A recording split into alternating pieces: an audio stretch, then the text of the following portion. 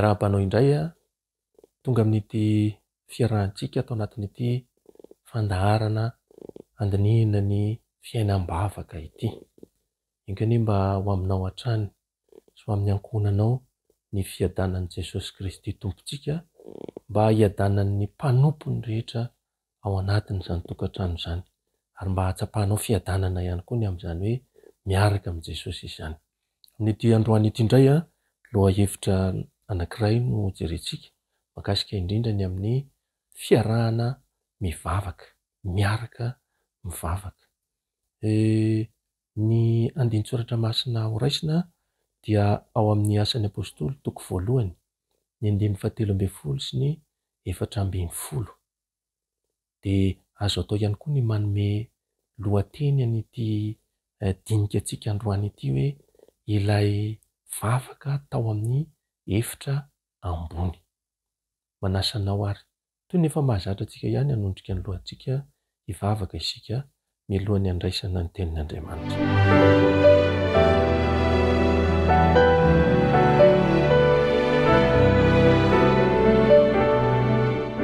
Andriamanitray masina, tsara ary avo indrindra ny an-danitra, misaotranao izahay ny amin'ity tombonandro izay mbola atolotra ao anay ity, ka mbola ahafahanay miaraka mandinika ny teninao, mandray ny hafatra avy aminao eto indray. Aoka mba ho esorinao ireo hevitra mampisaraka anay aminao rehetra dia ny fahotanay sy ny helim-paizany. Aoka mba ho hamasinao izahay amin'ny fananao masina, ka mba ho azonay tsara ny tian'ny teninao ambara, fa amin'ny anaran'i Jesosy no angatahana ny vavaka. Amen.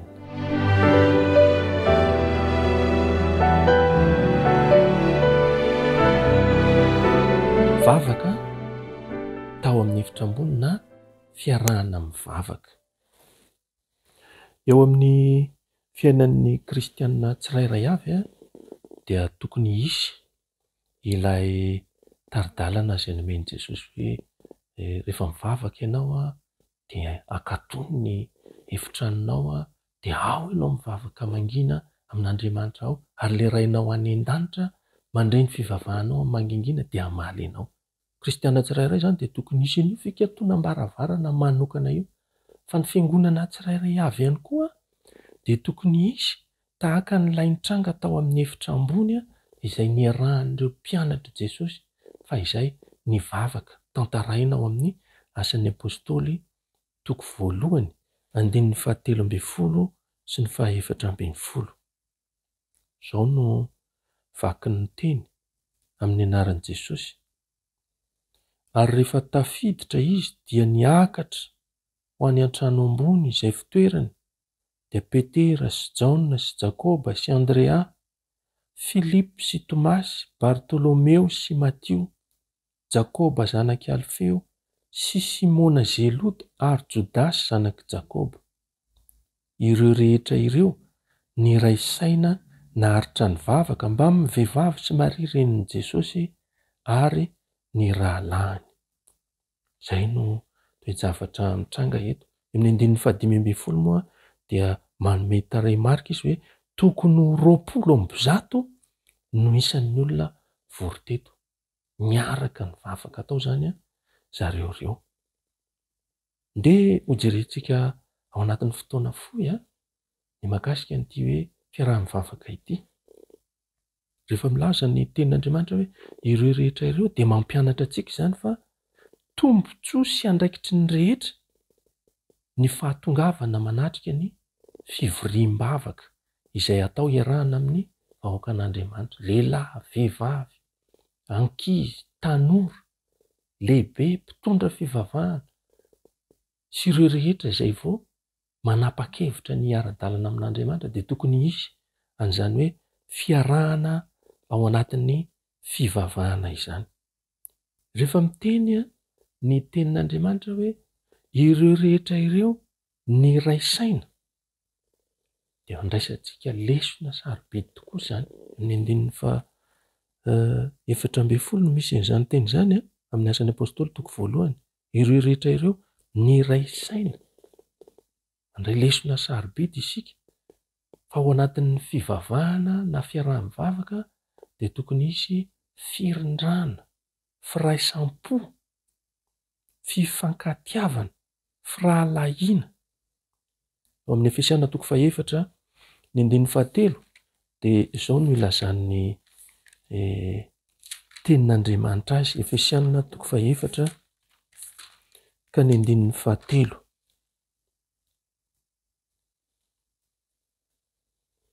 vakiana amin'ny anaran'i Jesosy.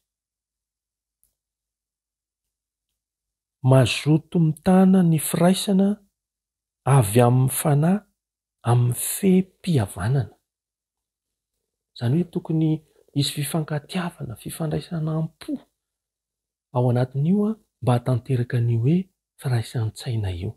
Dia misy firindrana tsara zany ao anatin'ilay fotoam-bavaka.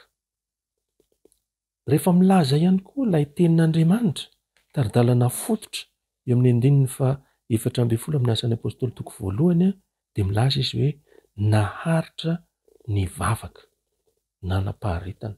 Teto isika tany amin'ny andro voalohany niarahana tamin'izao fotoana fandiniana ny resaka vavaka izao nandinika ny fiainan'ilay lehilahy efa nahazoazo taona Simeona.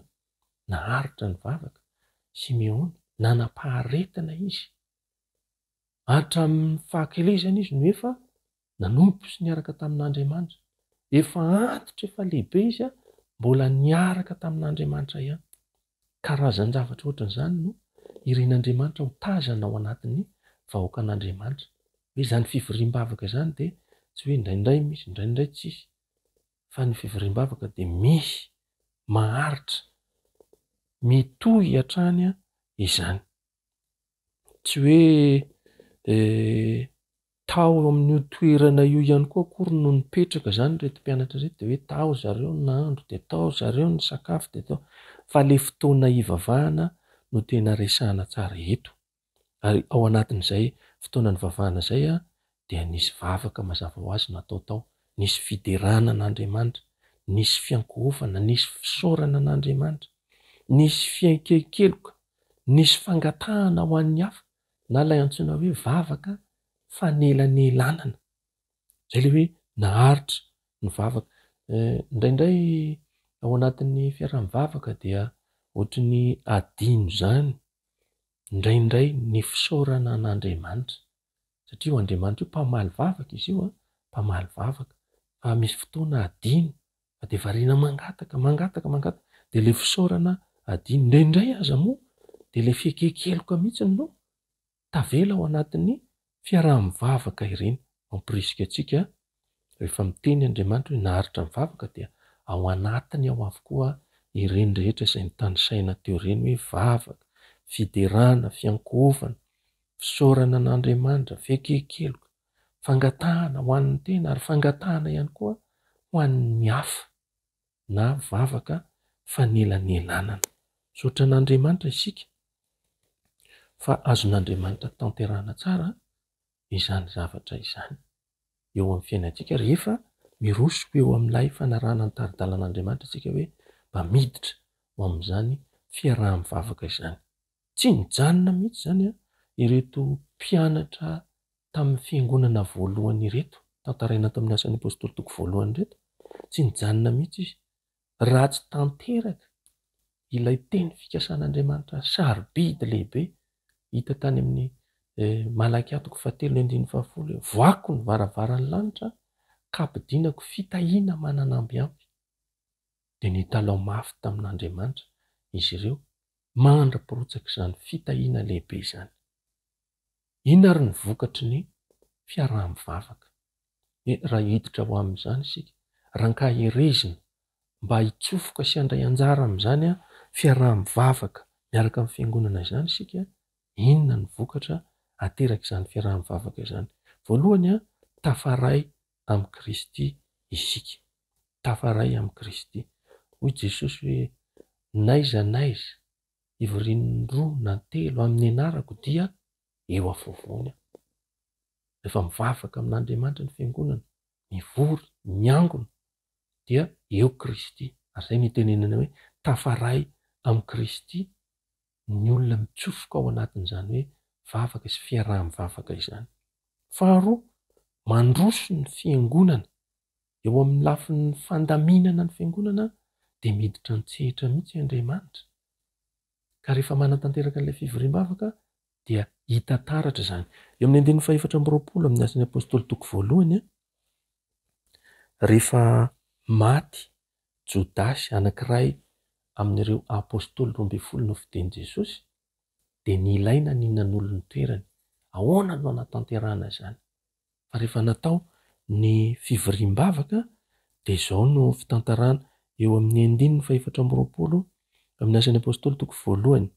Dia nivavaka izy ka nanao hoe: ianao Tompo izay mahalala ny fon'ny olona rehetra, aseho izay nifidinao amin'izy roa lahy reto, mba hazonay anjara amin'izao, mba hazony anjara amin'izao fanompoana sy maha-apôstôly izao izay nialany Jodasy akanesany any amin'ny anjara fitoerany.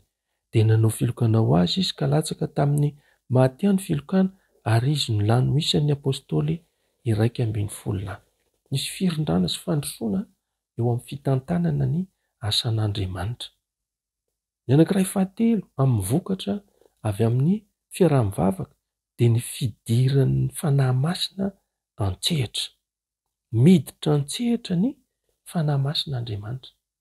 Rehefa nivory ny apôstôly, tantaraina ao amin'ny Asan'ny Apôstôly toko faharoa manomboka eo amin'ny andininy voalohany ka hatramin'ny fahaefatra dia izao ny fitantarana hoe: noho ny tonga ny andro Pentekôsta dia teo amin'ny fitoerana iray izy rehetra, fivoriam-bavaka io. Ary nisy feo tonga tampoka avy tany an-danitra toy ny rivotra mahery mifofofofo ka nanenika ilay trano niangonany. Ary nisy lehilahy maro mitarena afo niseho taminy izay nizarazara ary mipetraka tamin'izy rehetra, isan'olona izany, ary samy feno ny fanahy masina izy rehetra. Ka dia niteny tamin'ny fiteny maro samihafa araka ny nampitenena ny fanahy masina azy. Miditra an-tsehatra ny fanahy masin'Andriamanitra ao anatin'ny fivoriam-bavaka. Io izany mankahery antsika mpino an'Andriamanitra mazotoa mamonjy sy manatrika ny fivoriam-bavaka, fa amin'ny fotoana toy ireny no idiran'ny fanan'Andriamanitra an-tsehatra eo amin'ny fiainantsika. Mahasoa antsika izany. Izao koa nefa ny zavatra tsapa, rehefa manatanteraka n'ireny fivoriam-bavaka ireny dia eo mihitsy no ahitana hoe resy Satana. Resy Satana. Tsy hoe kory hoe tsy misy devoly fa hita hoe miditra an-tsehatra. Ozy ilay fanambarana amin'ny tenin'Andriamanitra hoe rehefa mivory ny zanak'Andriamanitra dia mba eo koa Satana. Fa tsy adino koa hoe rehefa mivory koa ny zanak'Andriamanitra dia eo afovoany hoy Jesosy. Ary eo anatin'ny fivoriam-bavaka idiran'ny fanahy masina an-tsehatra, eo no ahitana an'izany atao hoe Satana resy izany. Izao no teny fikasana lehibe ao anatin'izany fivoriam-bavaka izany. Isaia toko 7:15 andininy 7:10 eo amin'ny tapany farany no ndeha ho vakiantsika.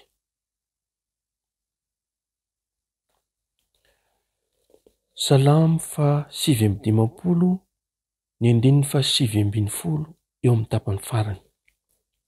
Fa raha avy toy ny onony ny fahavalo, ny fanahin'i Jehovah nangana faneva hisakanana azy.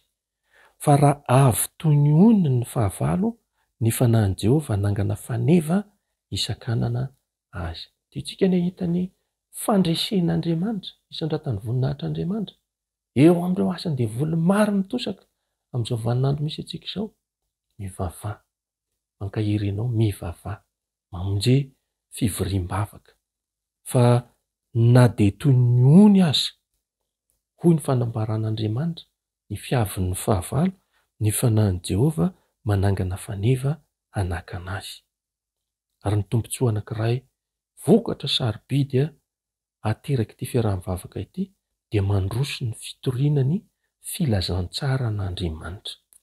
Indrindra ny tenin'Andriamanitra amin'ny Asan'ny Apôstôly toko 1 ka ny andininy 9 hoe: fa azo hery ianareo amin'ny ilatsahan'ny fanahy masina aminareo, ary ho vavolombeloko any Jerosalema sy eran'ny Jodia sy Samaria ary hatramin'ny faran'ny tany mandroso ny filazantsara.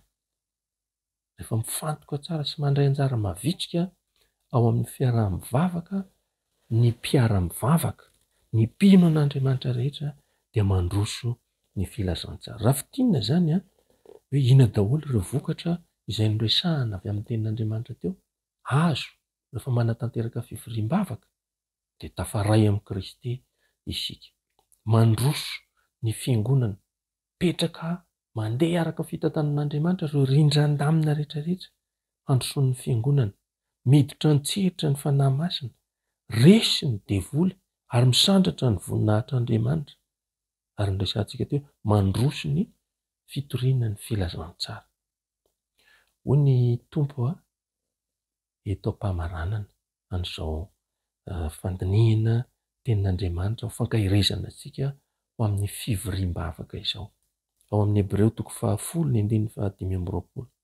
Aza mahafoy ny fiarahantsika miangona, fa amin'ny fananara kosa maika satria hitanareo fa miatomotra ny andro. Efa tsy ho ela dia hifarana ny tantaran'ity zao tontolo zao ity. Ho avy tsy ho ela eny amin'ny rahon'ny lanitra Jesosy.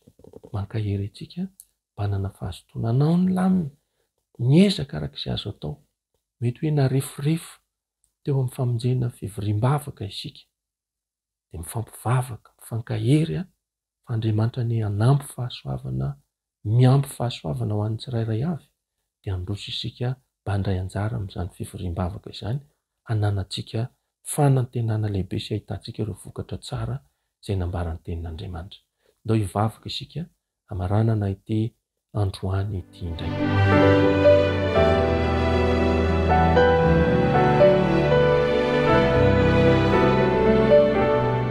Andriamanitra any an-danitra misaotra anao hatrany izahay, fa tsy mitsahatra ianao mitari-dalana anay mba hanananay tombontsoa sy ahitanay ireo zavatra sarobidy sy tsara izay efa nomaninao ho an'ny olonao.